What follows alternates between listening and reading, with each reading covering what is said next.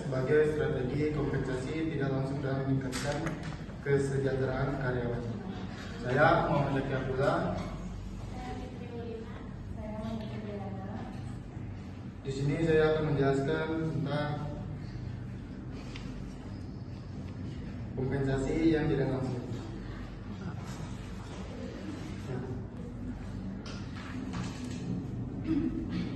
Kompensasi merupakan seluruh imbalan yang diberikan kepada karyawan sebagai konsekuensi dari jasa atau pekerjaan yang telah mereka berikan kepada organisasi.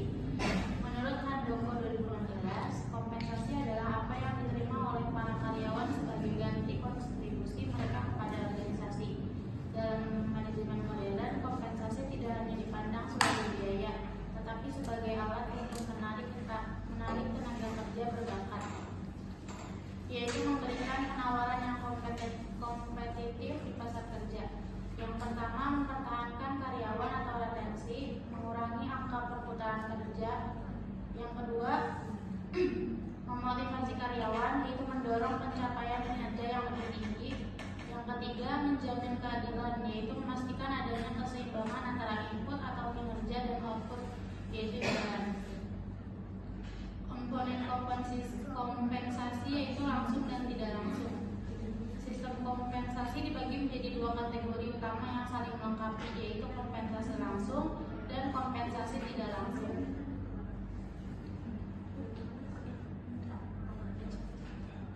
Selanjutnya dari keadilan menyatakan bahwa individu membandingkan rasio input, usaha pendidikan, pengalaman, dan ekspor, gaji, tunjangan, kemampuan mereka dengan rasio orang lain yang dianggap relevan.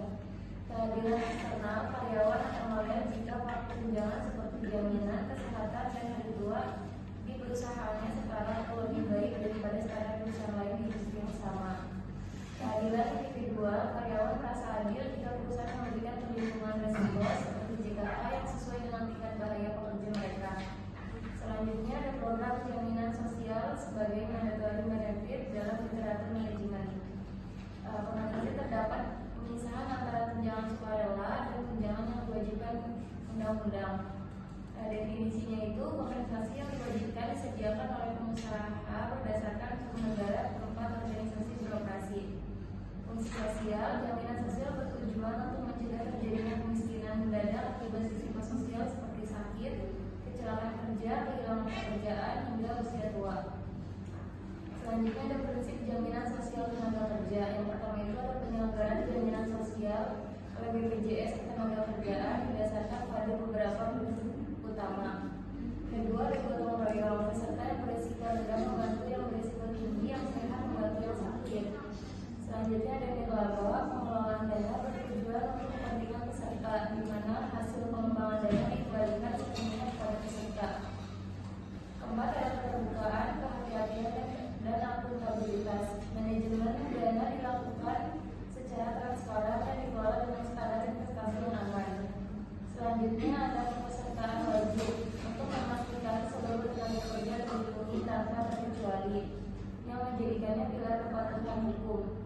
Selanjutnya ada konsep teori total reward, menyarankan bahwa perusahaan tidak boleh hanya berfokus pada gaji untuk memenangkan persaingan talenta. Total reward mencakup gaji, bonus, benefit, asuransi, jaminan, pensiun atau BPJS, ada lingkungan kerja yang sehat, penghargaan, dan pelatihan.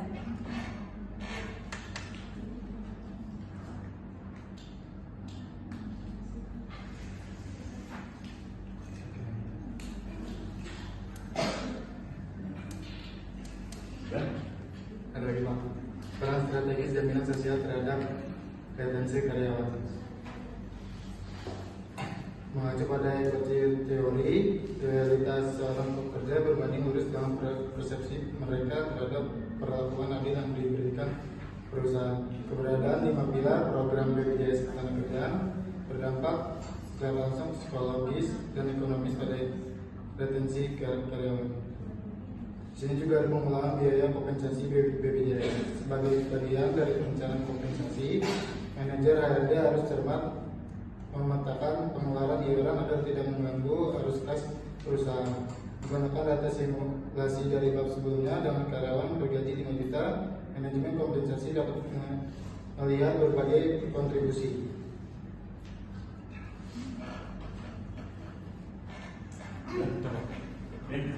Dan tanya jawab 3 pertanyaan pertama silakan.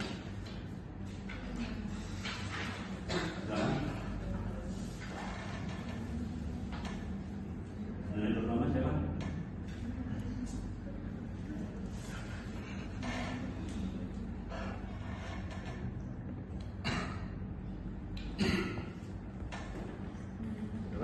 Kedua.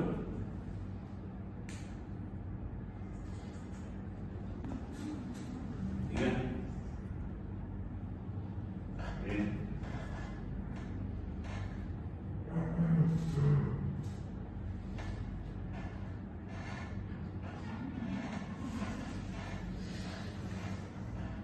Sekarang, kalau gitu bapak yang dulu.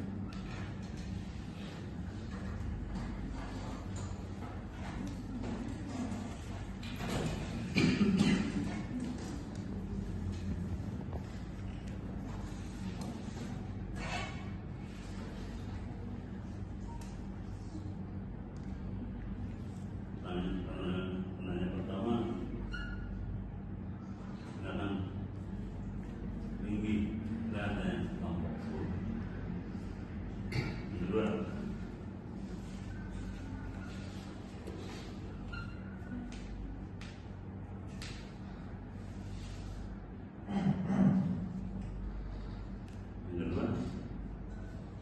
dari kelompok 6, kelompok 7 tinggi. Tinggi dari kelompok 1. Yang kedua adalah kelompok 7 rem. Sekarang yang ketiga, dari kelompok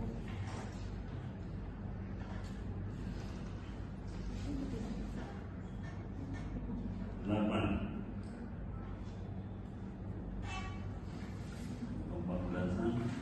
Silakan pasar. Tanya kelompok. Boleh silakan 3 pertanyaan. Yang pertama siapa tadi? Tinggi juga. Pertanyaannya. Izin bertanya untuk kelompok 10. Jika perusahaan merasa terbebani dengan iuran BPJS, strategi apa yang dapat dilakukan agar tetap patuh tanpa mengganggu kondisi keuangan perusahaan?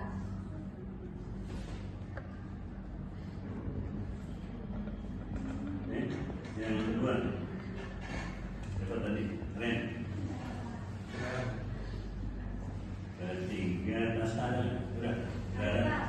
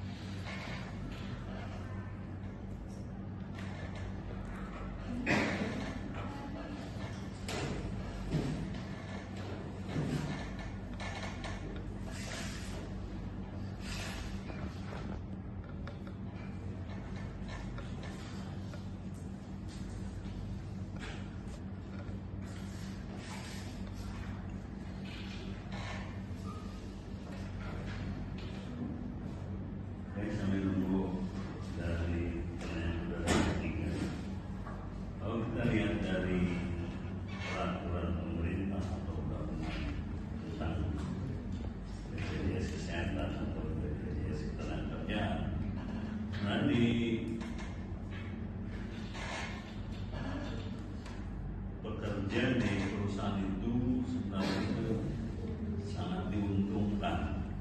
Seperti misalnya gini, iuran BPJS Ketenagakerjaan itu dimulai dari gaji pokok plus tunjangan.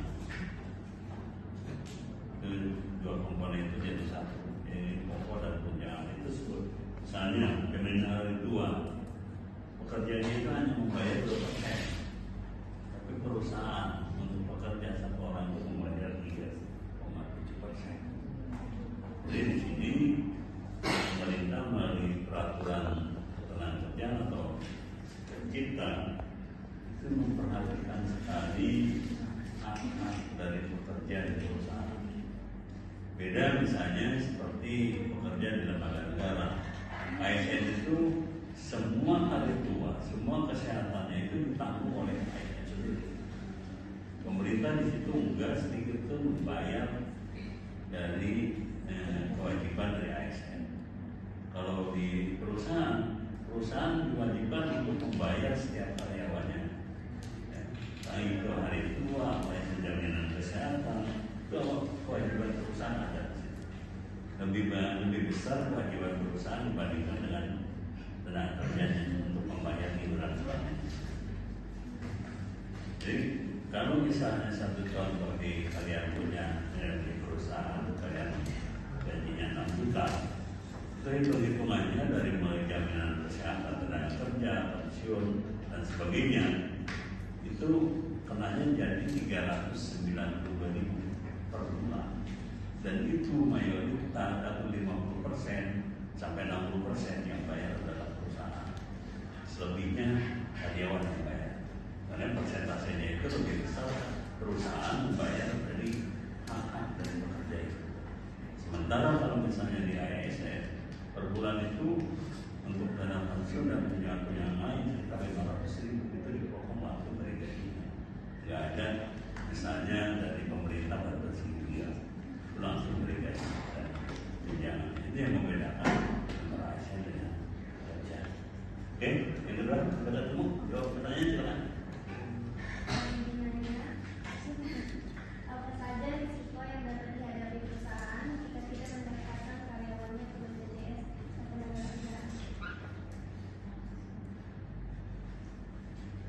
Ketenagakerjaan? Seberapa efektif pengawasan pemerintah dalam mencegah kecurangan perusahaan terkait BPJS?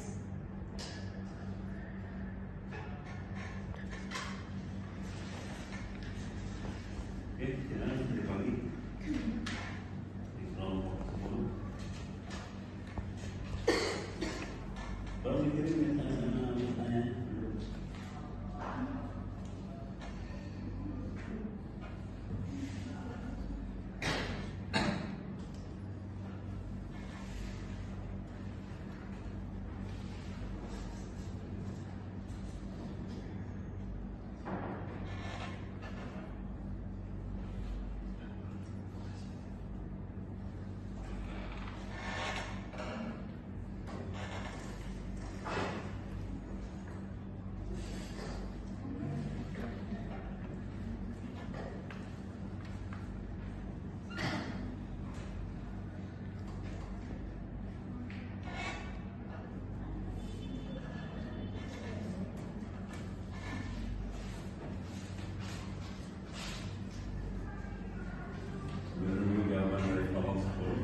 Tadi yang pekerja yang gajinya 6 juta, kalau dilihat dari peraturannya yang dibayarkan oleh perusahaan tadi bapak 392.000 kalau gajinya 6 juta. Berapa karyawan membayar untuk tunjangan kuat dan tunjangan tunjangan perbaikan, JPK, tunjangan pensiun ya. Tunjangan itu adalah tunjangan pensiun yang dipotong oleh dari gaji karyawannya per bulannya hanya 180. Perusahaan membayarkan 392.000 untuk satu orang karyawan. Jadi itu bukti bahwa pemerintah memperhatikan tingkat kesejahteraan bagi karyawan di perusahaan. Walaupun realitanya tidak seperti ini ya, tidak seperti ini. Tapi itu artinya pemerintah sudah memperhatikan sebenarnya. Sehingga sekarang perusahaannya mau enggak. Nah, biasanya kalau perusahaan-perusahaan kecil masih ada nego mungkin dengan berbagai macam alasan. Oke, sudah ada jawabannya. Kelompok 10. Izin menjawab pertanyaan Harun, pertanyaannya, jika perusahaan merasa terbebani dengan iuran BPJS, strategi apa yang dapat dilakukan agar tetap patuh tanpa mengganggu kondisi keuangan perusahaan? Jawabannya, apabila perusahaan merasa terbebani dengan iuran BPJS, langkah yang sebaiknya dilakukan bukan mengurangi atau mengabaikan kewajiban tersebut, melainkan mencari cara agar kewajiban pembayaran iuran dapat tetap dipenuhi tanpa mengganggu stabilitas keuangan perusahaan. Salah satu strateginya memperbaiki perencanaan dan pengelolaan anggaran perusahaan. Iuran BPJS perlu dipandang sebagai biaya tenaga kerja yang wajib dan harus diperhitungkan sejak awal dalam penyusunan anggaran. Dengan perencanaan yang matang, perusahaan dapat mengalokasikan dana secara lebih terukur sehingga tidak mengalami kesulitan ketika waktu pembayaran iuran tiba. Selain itu, perusahaan dapat melakukan evaluasi terhadap berbagai pengeluaran operasional yang kurang efisien seperti biaya administrasi, penggunaan energi, atau pengeluaran lain yang tidak memberikan kontribusi langsung terhadap produktivitas. Jadi lanjut ke jawaban kedua.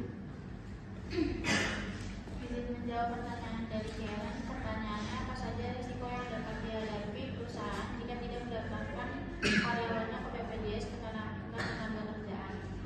Jawabannya, jika tidak mendaftarkan karyawannya ke BPJS Ketenagakerjaan, perusahaan menghadapi risiko fatal yang dapat melumpuhkan operasional hingga keuangan mereka. Risiko finansial terbesar justru muncul jika terjadi kecelakaan kerja atau kematian. Karena karyawan tidak terdaftar, perusahaan wajib membayar seluruh biaya pengobatan tanpa batas dan memberikan santunan ratusan juta secara mandiri. Jika perusahaan terbukti menunggak atau memanipulasi data iuran, mereka akan dikenakan denda tambahan sebesar 2% setiap bulannya, sekaligus merusak reputasi bisnis yang membuat perusahaan kesulitan merekrut talenta berkualitas. Yang ketiga. Izin menjawab pertanyaan dari Asia, seberapa efektif pengawasan pemerintah dalam mencegah kecurangan perusahaan terkait BPJS? Jawabannya, pengawasan pemerintah cukup efektif, tetapi belum optimal. Masih ada perusahaan yang melakukan kecurangan seperti tidak mendaftarkan seluruh karyawan atau melaporkan upah lebih rendah. Karena itu diperlukan pengawasan yang lebih ketat, digitalisasi sistem, dan penegakan sanksi yang konsisten agar kepatuhan perusahaan meningkat. Karena di mana sering terjadi begini, perusahaan mengatakan bahwa pekerjaannya itu semua dijamin. Biasanya kan yang ngomong itu benaran perusahaan. Kadang-kadang di lapangan seolah-olah semua karyawan masuk BPJS. Nah, pada saat misalnya terjadi kasus, nah itu mulai muncul di situ. Begitu ada kasus misalnya kecelakaan di rumah sakit, ternyata nama orangnya tersebut sudah terdaftar di BPJS, sehingga ramilah